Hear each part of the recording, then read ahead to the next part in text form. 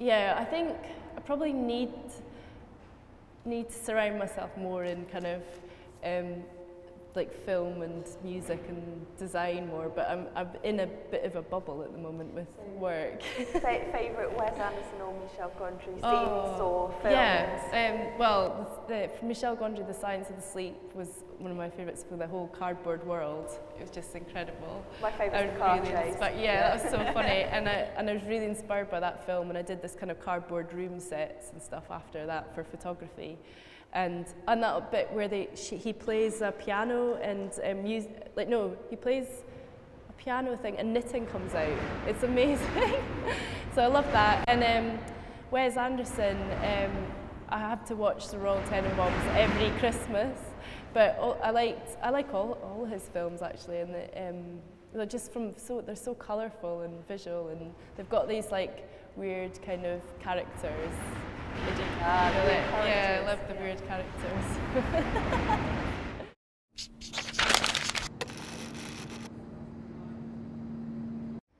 Probably my favourite creature is Cyril Squirrel Fox, who is here, just because I think he's got a lot of character in his face and his body, and he's been like one of the favourites for years, and people really kind of relate to him. He's been on TV and stuff like that.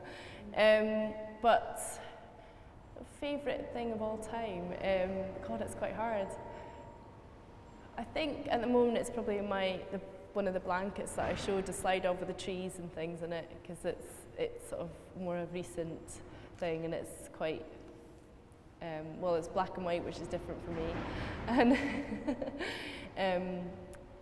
I don't know, I've got favourites that change all the time, really. So. Is there anything you remember sort of particularly making?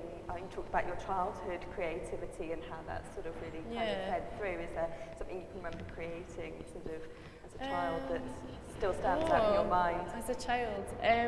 God.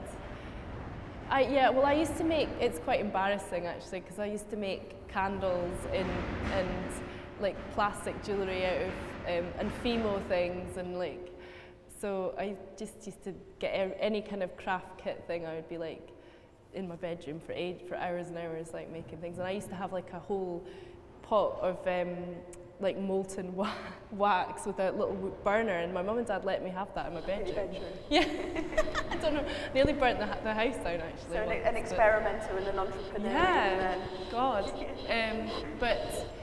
I'm trying to think if there's anything that kind of kept. My granny actually, I did a doodle once when I was on the phone to like a boyfriend for hours, and my granny saw it, and it was the back of a book that was used for my dad's like accounts or something, and she was like, I've got to take this and frame it, Donna, and she cut it off, and she like got a nice like proper frame made for it and everything. She had it up in her living room and showed everyone that came in, and she was just the proudest person. It was like, oh, yeah, and I hated it. It was just like.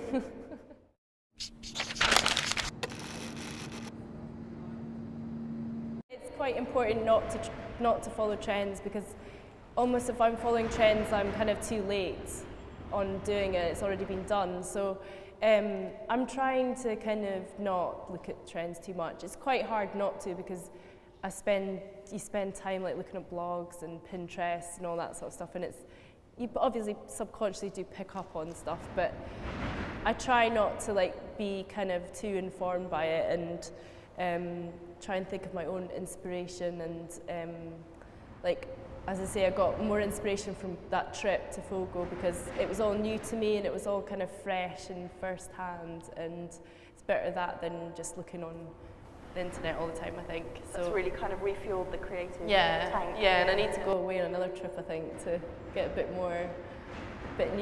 of new inspiration, because I think you're always inspired by things that are new and the first time you've seen them, and it could be like sweetie wrappers in a supermarket, or it could be landscape or colour or something, but yeah. I usually design specifically for a product, so I never, well, I mean, it's not that I'd never do it, but I do think that's sort of the downfall of some brands is they put the same design on everything, and then you get really kind of sick of it and you feel like it's gone really commercial and sold out. So I always try and, like, if I'm commissioned to design a scarf, I'll think, what do I want to have on a scarf? Or if I'm commissioned to design a carpet, I think about a carpet separately. So I try not to put the same thing. I know why people do it, because you might have a design that works on lots of different things, and that's great if it does, but I think I'll try and change it and sort of, what's the word, like try and aim it towards that actual end product before I've started it.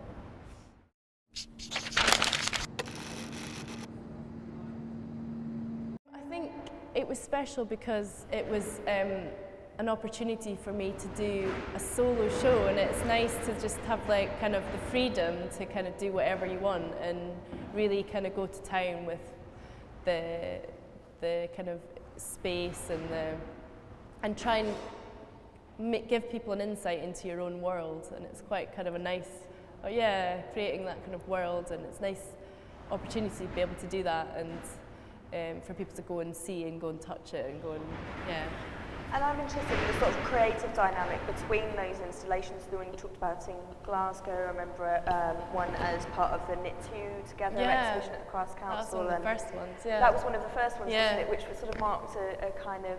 it did actually, and that was, I think it was in 2004, so I'd maybe just been out of college for 1 year, and there was a knit show at the Crafts Council curated by, was it curated by Freddie? No, I can't remember. Freddie and Katie Bevan, yeah.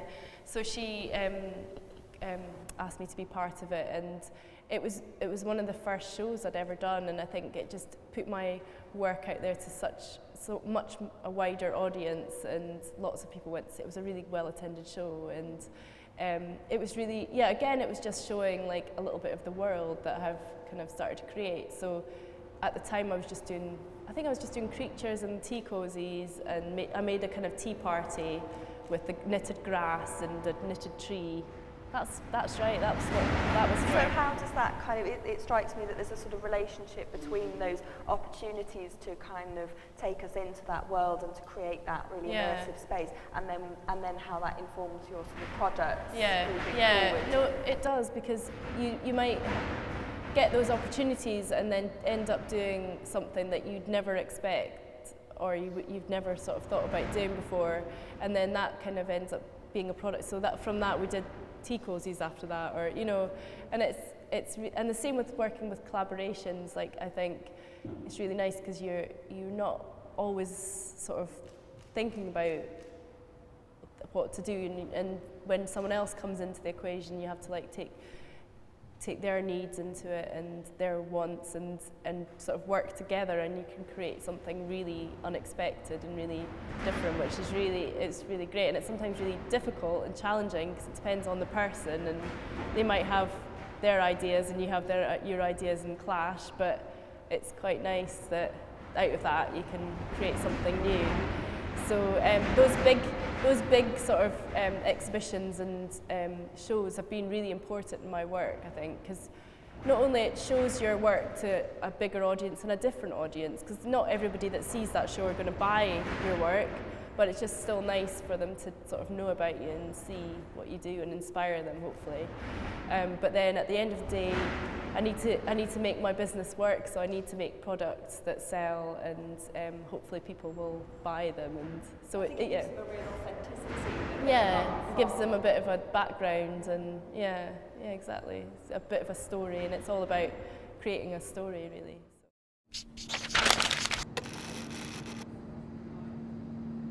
I've never been to Norway, and I'd really like to go to Norway actually, and I've been to some Scandinavian countries, and like I feel like I get a lot from that. Last year we went to Iceland, which was amazing. I really loved that. And I don't know why I'm always drawn to these kind of cold, remote places. Maybe it's because you make woolen things. It must be, because some people said, like, my partner said to me, like, let's just go somewhere really hot and nice and sit on the beach, and it really doesn't appeal to me. But no, I'd rather go somewhere snowy, and But I think like Scandinavians have an amazing sort of design aesthetic, so it's always quite appealing.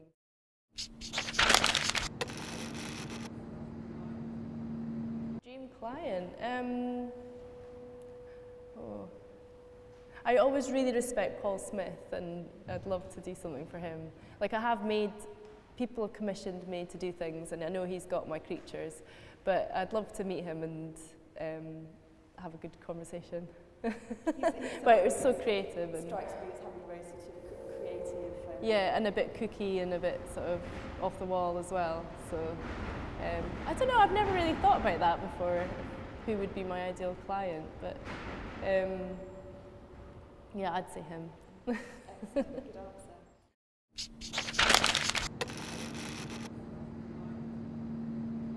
I'd say do it.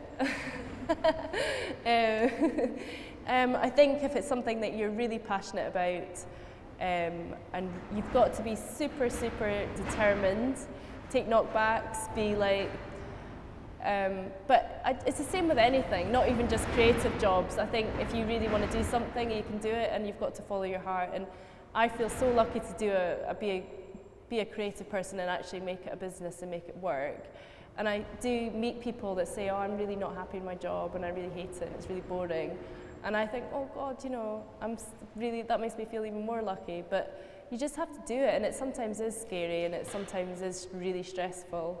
But it's like anything, you know, you just have to kind of get out your comfort zone sometimes. And any top tip for sort of how to start up, or something you remember that helped you?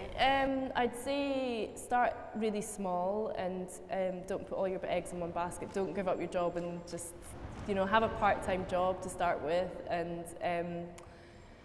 like make sure that you're not.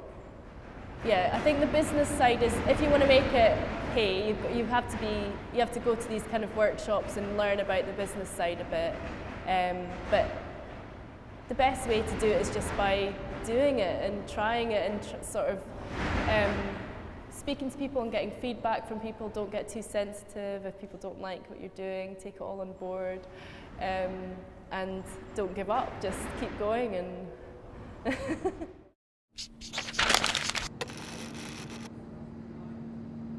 And yeah, I don't look at that many different artists and designers, but I do.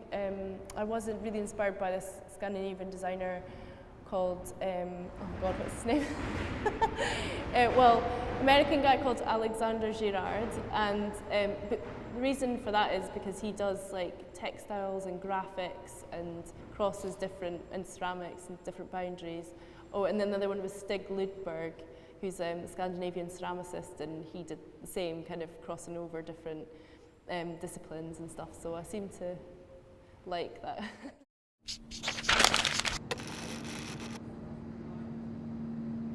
A big kind of knitted, cosy world, with lots of pattern and colour, and I'd love to make it one day like the whole thing, but maybe that'll be like my project when I retire, just start knitting everything. Yeah, I don't know where it comes from, but just, well actually I'm hopefully doing a kind of animation with someone, with a film company. That would be really good if that kind of happens, and I've been meaning to do it for so long. So I'm hoping that might create a bit of a world as well. So yeah, be good. So thank you, Donna. That was really, really insightful, and you're very generous with your story. So thank you. Thanks.